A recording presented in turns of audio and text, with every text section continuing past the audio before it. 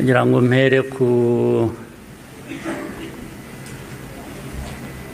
ingingo yo kuvuga ubuhamya Minisitiri Bizimana yatugejejeho.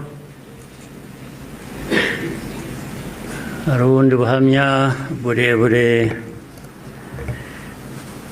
burimo amateka akomeye Theoneste namaze kutugezaho. Ibyo twumvise byose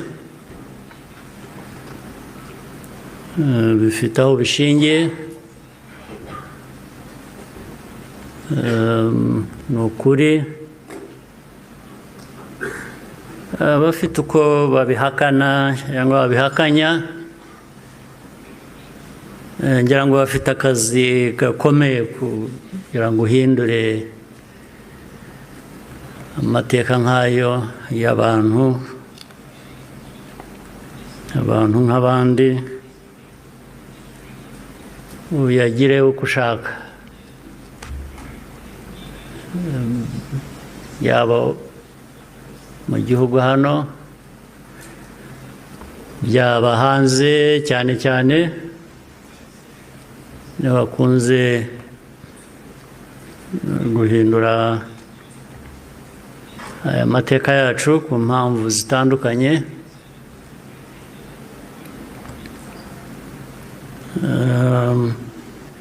Ibi rero ngira ngo bafite ibyo bazahangana nabyo kugira ngo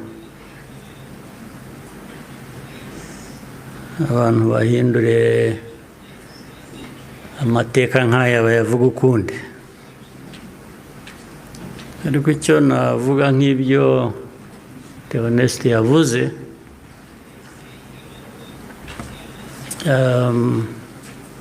ibihe byo birahinduka, ibihe byarahindutse.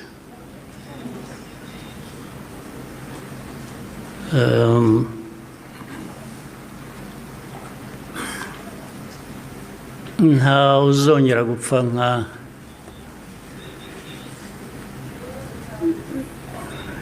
nk'uko Theoneste yabivugaga, n'abapfuye cyangwa nawe uko yapfuye.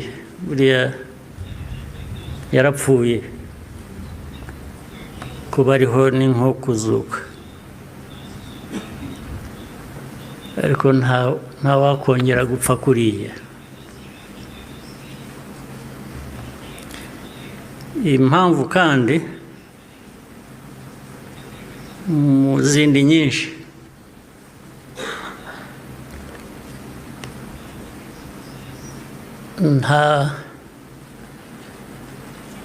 ntabwo wakwica umuntu kabiri.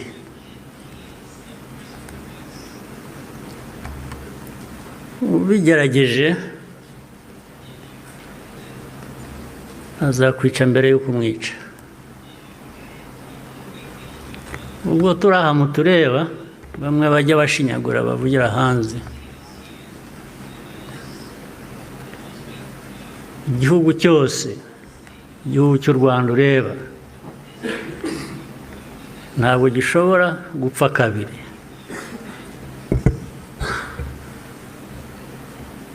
Mbere y'uko wakwica u Rwanda Ruzakwica.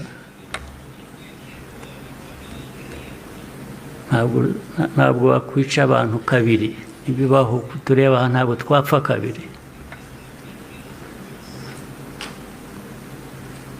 Ari twe bakuru, ari abana bacu,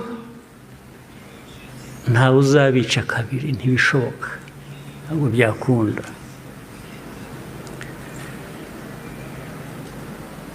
Tuzabaho nk'uko abantu bakwiriye kuba babaho, nk'uko abandi abo ari bo bose babaho, byanze bikunze. Ntawe twabisaba kubaho,